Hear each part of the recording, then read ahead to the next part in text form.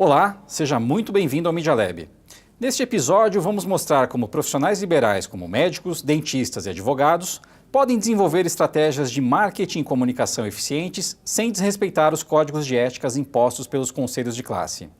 Nossos convidados são o dentista e empresário Fernando Massi, da Ortodontic, e a advogada e jornalista Daniela Cristóvão. Muito obrigado pela participação. Fernando, queria começar com você. Eu particularmente tenho muitos amigos médicos, dentistas e advogados, converso muito com eles, e vários deles me falam, eu não faço estratégias de comunicação e marketing porque o conselho não permite, porque eu posso ser multado, posso perder minha licença. Você acha que faz sentido esse tipo de postura? Olha, eu vejo duas velocidades totalmente diferentes ali. A velocidade da inovação de empreendimentos privados e a velocidade de mudança dos conselhos, né? Então, quer dizer, nós temos uma empresa que ela é super inovadora e essa inovação, com certeza, ela em algum momento ela vai bater no código de ética, né? Vamos falar em código de ética, mas na verdade deveria ser mais um código de convenção, porque código de conduta, né? De conduta, porque o certo e o errado, todo empresário tem que ter essa distinção. Então, na verdade, quando você faz uma coisa errada, obviamente você vai bater numa ética, num teto de ética, mas quando você faz alguma coisa correta, que privilegie a população, que gere vida, que gere saúde, algumas vezes vai bater nesse código de convenção. Então, eu acho que teriam que ter velocidades de adaptações bem melhores dentro de um conselho desse aí. Muitas vezes esses conselhos são feitos de pessoas e essas pessoas é que decidem o que vai ser tomado. Você imagina no Conselho Federal de Odontologia uma pessoa que teve por ideologia combater qualquer forma de marketing ou mídia ou o que for. Ela vai chegar lá com esse pensamento. E, na verdade, deveria ser diferente. Deveria haver uma adaptação, uma conversa entre todas essas partes para que se conseguisse chegar a um consenso comum, mas que evoluísse para uma coisa bem melhor, onde a população ia sair ganhando. Legal. E na sua opinião, Daniela, você acha que advogados que eventualmente deixam de fazer estratégias de marketing estão agindo de uma forma correta ou vale a pena você tentar inovar, tentar fazer algum tipo de estratégia nesse sentido? Luiz, eu acho que, na verdade, eu concordo muito com o que o Fernando disse aqui. Não é uma escolha você inovar, né? É uma premência do mundo atual, né? Se você tem como princípio prestar um bom serviço jurídico e faz parte dele, você está no mercado, instrumentos de marketing deverão ser utilizados. Claramente, a ética, né, é uma convenção de atitudes entre os membros de uma determinada corporação. Tanto que os códigos, eu dei uma lida nos códigos, né, tanto da advocacia quanto da odontologia, da medicina, eles vêm evoluindo no decorrer dos tempos, né? Sim. Acho que ainda numa velocidade talvez não ideal para os tempos atuais, mas essa evolução existe, né? Não, a evolução existe e ela tem que estar de acordo com o que está acontecendo na realidade. Senão, se ele ficar descolado da realidade, ele vai começar a não ser mais utilizado. O Código de Ética dos Advogados, ele prevê que você haja uma competição saudável entre os profissionais, né? Só que existem níveis diferentes de profissionais hoje em dia. Uma coisa é aquele advogado, assim como existe também entre médicos, dentistas, que tem o seu consultório, que tem a sua prática tradicional e única.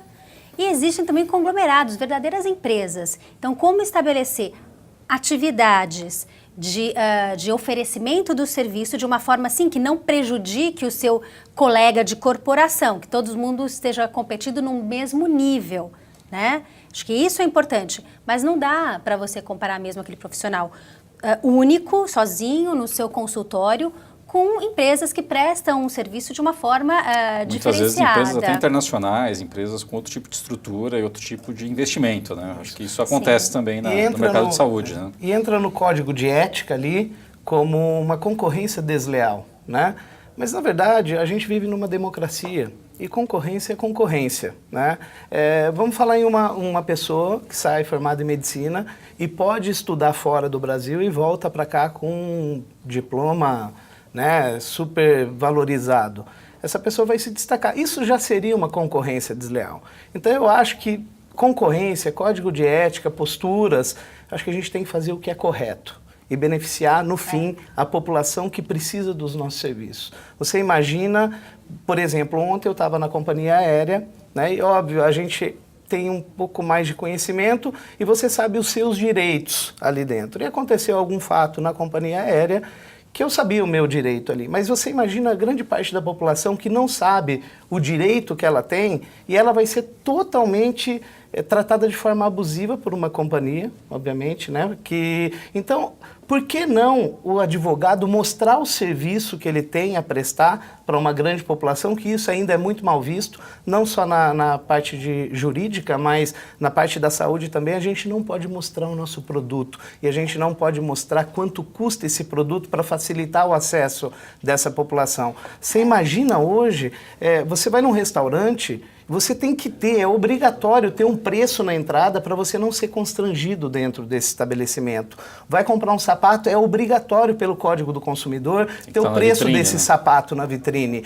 E uma pessoa hoje na área médica ou na área jurídica, ela não sabe quanto ela vai pagar se ela pisar dentro de um consultório médico odontológico ou no escritório jurídico. Então isso seria o básico para essa população, melhorar o acesso e aumentar o número de procura pelos nossos serviços. Eu posso dizer que no serviço jurídico, né, a própria OAB, ela estabelece uma tabela de honorários mínima, né? Então, é possível fazer, já existe uma tabela. Mas mesmo, essa divulgação para o público final não é permitida, não é possível, né? Ela é possível se você entrar no site da OAB, procurar mas a tabela, o próprio ela é pública. ele não pode divulgar isso. Existem formas e formas de contratação do serviço jurídico, né? Minha experiência como profissional de marketing de escritórios de advocacia, são escritórios de advocacia empresariais, né? E existem formas e formas de cobrança pelo serviço, geralmente honorários por hora, eventualmente você estabelece um pacote, taxa de sucesso mais para as questões contenciosas, mais um cap para o pacote de horas, existem formas de contratação, mas dentro da OAB existe uma tabela mínima então do preço, né, da tabela de honorários.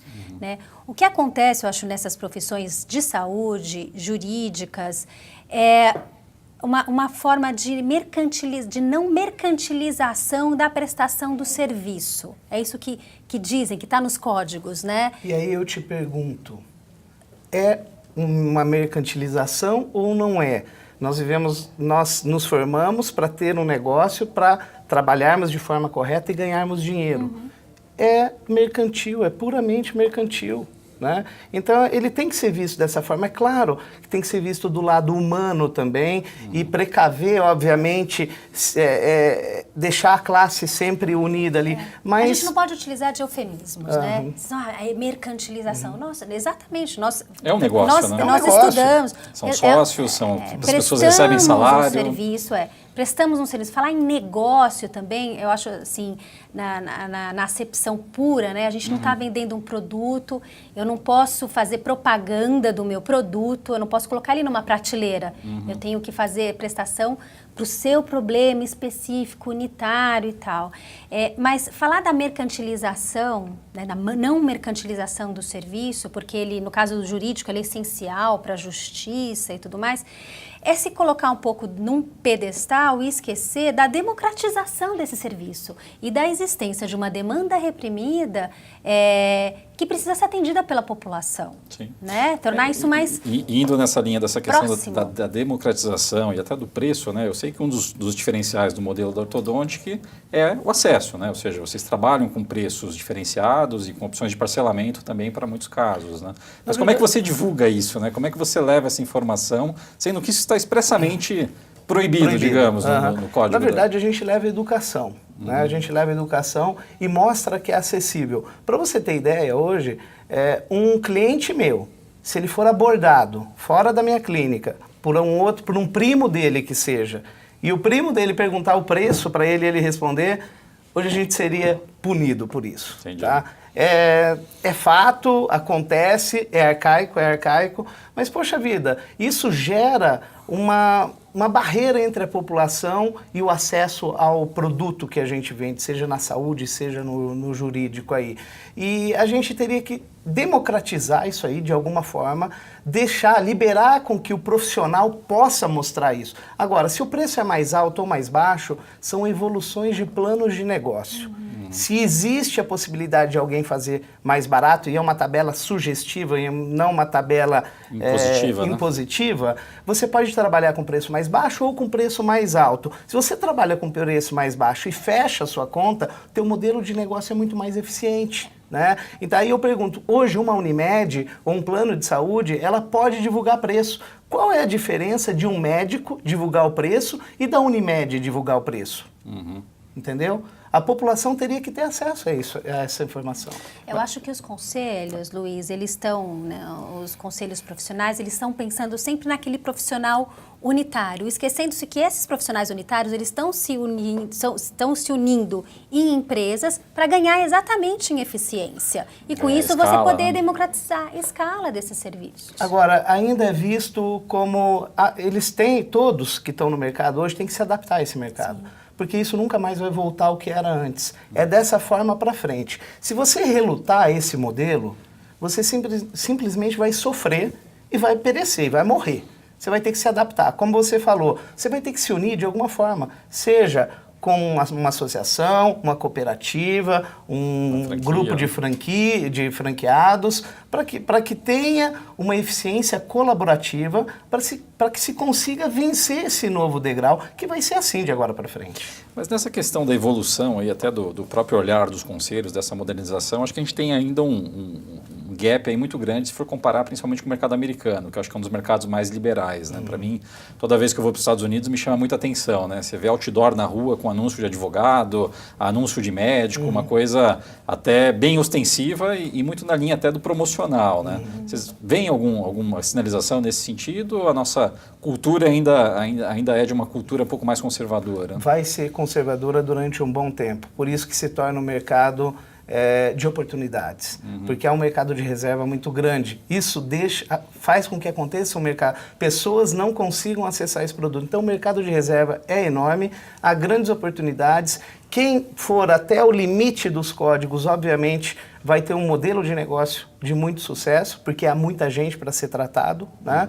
Assim como pessoas para serem claro, atendidas pelos advogados. E assim, se a gente olhar pelo lado da socialização do negócio, se a gente tivesse isso hoje, o SUS atende mais de 50% das pessoas que vão ao SUS, eles têm condição de pagar uma consulta até R$100, R$150 com um médico. O problema é que ele não sabe que ele tem acesso a uma medicina nesse patamar de valores aí.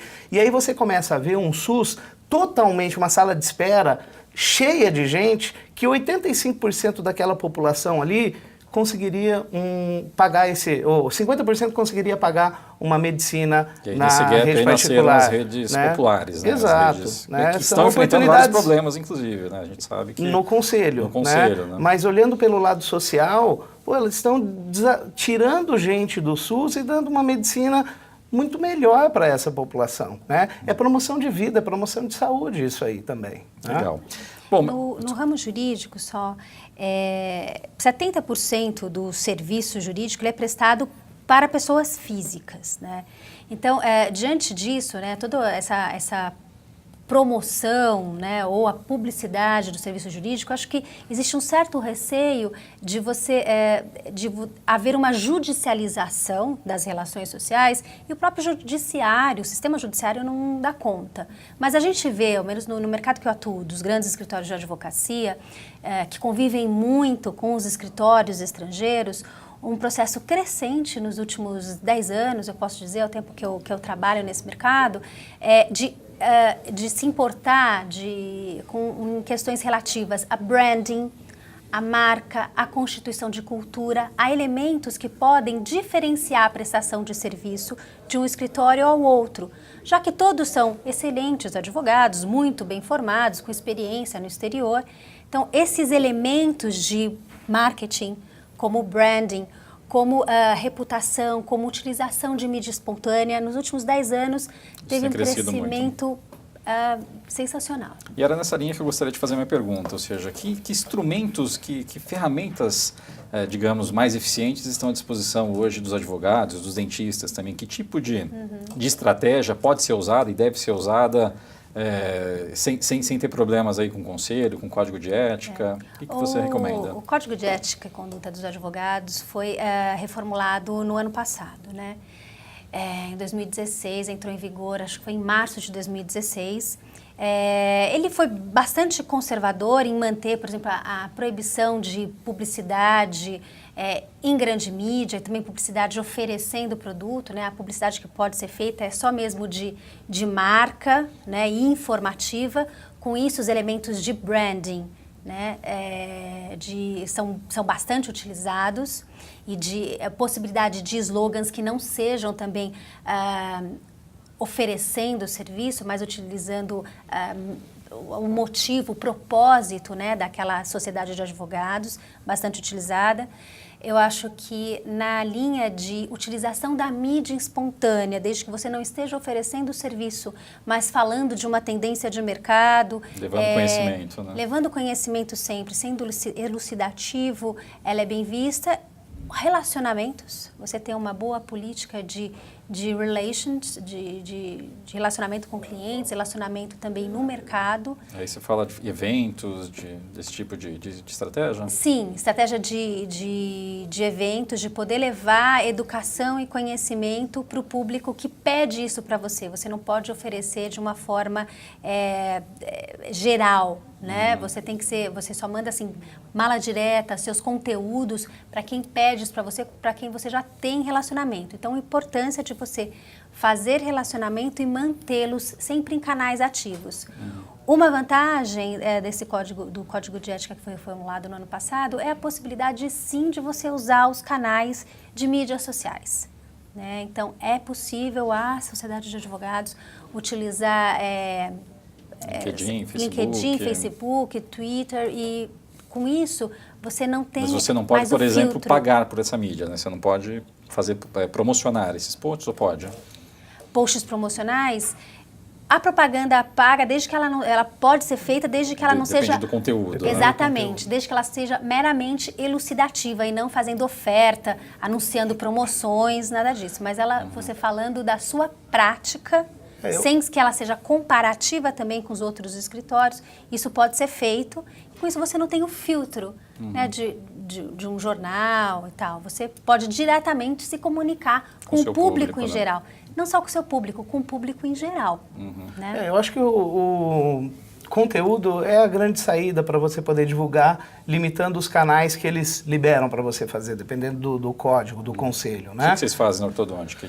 Olha, a gente faz muito material educativo, muita campanha social. Hoje nós atendemos aí em torno de 4 milhões de alunos de escola pública com informação, né? É claro que quando você leva essa informação, você tem um feedback positivo de pessoas que lembram da sua marca também, né? Então é um posicionamento de marca. Mas inclusive isso é mal visto pelo conselho. Então ele prefere que você não faça, que deixe essa população sem a informação, a ter alguém passando essa informação que vai de alguma forma ser beneficiado por ela. Eu acho que sempre vai haver conflitos entre a iniciativa privada e os conselhos, sempre vai haver. E eu acho que esses conflitos, eles não devem ser evitados. Eles deveriam ser colocados numa mesa, onde sentasse conselho, iniciativa privada e todos os sindicatos e outros interessados numa mesa e mediar todos esses conflitos e chegar numa decisão única que fique bom para todos. Porque hoje é simplesmente faz alguma coisa, é reprimido, faz alguma coisa, é reprimido. Vão fechando-se as portas e, de novo, quem perde com isso é o povo brasileiro, né? Legal. Mas o conselho, na prática, ele representa a própria classe, né? Ou seja, ele é um representante de classe. Então, assim, entendo também que existe dentro da própria classe de advogados, de dentistas, de médicos, você tem essas duas vertentes, né? Ele não representa a classe. Você acha que não representa? Não representa. Ele representa quem está lá na cabeça, a diretoria. E muitas vezes essa diretoria são pessoas que nem estão mais no mercado, né? São pessoas às vezes mais velhas, que têm alguma ideologia um pouco antiga. Não estou falando que é certo ou errado, tá? Mas eles defendem a ideologia do que eles pensam lá em cima, mas que eles representam a classe Eles não representam Entre a seus classe. colegas você vê um descontentamento com Claro, eu vejo hoje consultórios médicos e odontológicos vazios, fechando a cada dia mais, consultórios fechando, dentistas e médicos passando dificuldades financeiras no mercado e não há uma mudança. E não há uma mudança nessa visão do Conselho em relação a isso. Vamos estimular uma parceria colaborativa entre todos aí, colocar na mesa e ver do jeito que fique melhor. Para quê? Para dar mais acesso. Se você dá mais acesso, você vai ter maior volume de trabalho. Maior volume de trabalho gera-se mais dinheiro e a classe fica feliz. Eu acho que existem forças, sim, dentro desses organismos, forças políticas, né? Mas quando eu falo político, não é político partidário, mesmo de interesses, na verdade. São grupos de interesse, né? E o que eu acho importante é a participação cada vez maior, então, dos profissionais nesses seus conselhos que são, de fato, representativos da categoria. Sim. Né? Se a gente para deixa... mudar esse cenário, né? Claro. Geralmente, eu posso dizer, na OAB, né, cada advogado é um voto para eleger aquela chapa da OAB. Né? Então, você tem forças que se alinham... como enfim, são advogados, né? Mas a voz do povo não é a voz de Deus. A gente sabe disso politicamente no Brasil. Não, de fato não, né? Mas essas forças, e por ser conselho, essas forças, elas se alinham, né? E montam suas chapas e existe uma mediação forte dentro das ordens estaduais, dentro do Conselho Federal, né? Que são representativas. Mas se você pensar que um advogado é um voto, é claro que essa força do profissional individual, ela é grande, né? Defendendo aí essa forma de prática, que acho que eu e você concordamos aqui, que ela é uma prática que não está concatenada com toda a inovação e a velocidade dos nossos tempos modernos e numa economia colaborativa. Mas será né? que isso não passa um pouco também pela própria formação do profissional, seja médico, advogado, dentista? Porque eu imagino que as faculdades de odontologia, de medicina e de direito ensinam muito a técnica, né? Ou seja, formar um bom profissional tecnicamente para atender. Não prepara uma pessoa para o negócio. Não prepara para o negócio, né? Não sei se hoje já mudou alguma coisa, mas assim, existe uma cadeira de marketing jurídico, marketing odontológico? Imagino que ainda não. Se existir, ainda é muito restrito, né? Então... Não, e institucionalizado quando há, que coloca-se o que é atual e o que é atual hoje, daqui a um ano já não é mais atual. Né? E aí, obviamente, esse cara está perdido no mercado, ele tem ele faz um bom trabalho. Vamos falar também, comparando-se com startups. Às vezes você vê um aplicativo fantástico, mas como um médico fantástico, mas esse aplicativo, esse médico não faz um plano de negócio e para gerar dinheiro desse negócio que ele tem. Então ele sai dali, obviamente, tecnicamente bem formado, mas a hora que cai no mercado, e o mercado é o grande teste de tudo, e aí ele acaba não se dando bem. E nos dias de hoje a informação está disponível, né? Acho que hoje é um exemplo de um conteúdo nesse sentido. A internet está repleta aí de informações, o próprio Meu Sucesso tem muito conteúdo relacionado a marketing e comunicação. Acho que é uma questão também de se aprimorar, né? De investir parte do tempo também para a questão estratégica, né? Também para a questão de marketing. Agora, né? Mas existe uma demanda reprimida gigante. Exatamente pela não haver a formação em negócios dentro dessas universidades, os cursos de extensão, tanto em economia, em administração ou em marketing jurídico, são crescentes. Eu dou muita palestra de marketing jurídico e a gente vê o interesse, assim, palestras que existem sócios diretores de escritórios, profissionais de marketing que estão entrando no ramo jurídico e querendo informação. Né? Então já tem mudado esse mindset. Nossa, nos 10 anos que eu estou na área, olha, é incrível a procura por informação, por especialização e como a gente utilizar as ferramentas de marketing, né, aplicar Kotler à realidade de um serviço altamente regulamentado. Mas são essas pessoas que procuram hoje na graduação ou na pós-graduação, que são os próximos infratores dos códigos dos conselhos, né? Eles querem inovação. A iniciativa privada quer inovar, ela quer fazer, só que ainda há um limite. Teria que ser um pouco mais parecido com os Estados Unidos, teria que trazer essa democratização ou essa liberação total para cá, porque é só assim que esse mercado vai amadurecer e vai conseguir se dar bem. Mas aí, Fernando, você ter os instrumentos e com criatividade aplicá-los prática vai fazer com que as mudanças também aconteçam. Sim, sim. Né? Então eu vejo assim, com a reformulação que teve no Código de Ética dos Advogados no ano passado, não dava para eles proibirem a utilização de redes sociais. É fora da realidade isso. Então permite-se quase tudo em matéria de redes sociais. Tanto é que até na semana passada, até um juiz proferiu intimação através do WhatsApp e foi liberado pelo Supremo. Exato, Né? quer dizer, Ou seja, estamos evoluindo. Então, né? Não eu acho que é uma questão da prática. Vai. O que é importante é a gente não se reprimir em relação ao que pode ser feito dentro do que é certo e do que é errado. Você não vai fazer concorrência desleal, você não vai puxar o tapete, mas fazer o que é certo. Exato. Né? Pode não ser fora tem nada da a ver com ética ou com moral, o que é certo ou o que é errado. A ética é a convenção das atitudes entre membros de uma determinada sociedade e tal. Agora, existe o certo e o errado, existe a moral. Não fazer nada imoral, mas a prática do que é correto, de acordo com o que está sendo, de acordo com a realidade, não calcado no passado, e a gente está vivendo uma realidade de inovação, é possível você colocar em prática. Se o conselho não gostar, ele vai te ir lá, bater na tua porta, te dar uma advertência e você vai poder colocar o seu ponto ao menos eu, assim, dentro do Conselho de Ética, da OAB, no caso Assim você funciona, coloca o seu ponto, vai ter uma série de precedentes, uma hora eles vão ter que rever os julgamentos que eles fazem.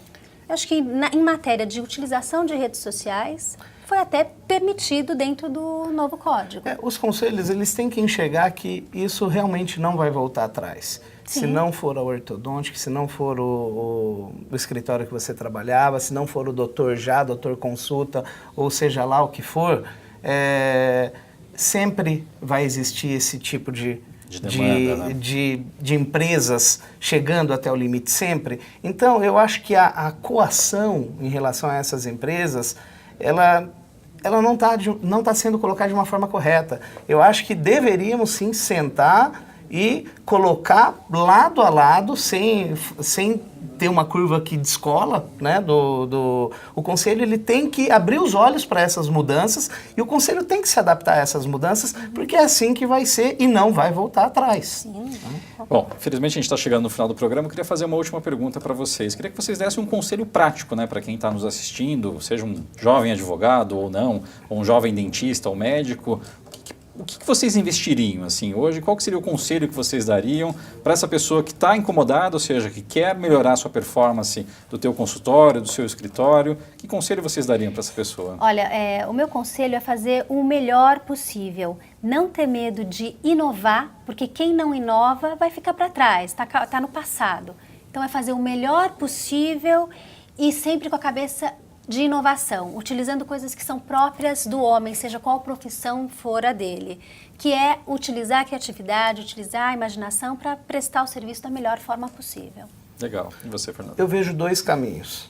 Ou você reclama e é nostálgico e continua vendo a evolução e reclamando, ou se adapte a essa evolução. E se você se adaptar, você vai se dar muito bem. E se você continuar reclamando, você vai ficar para trás.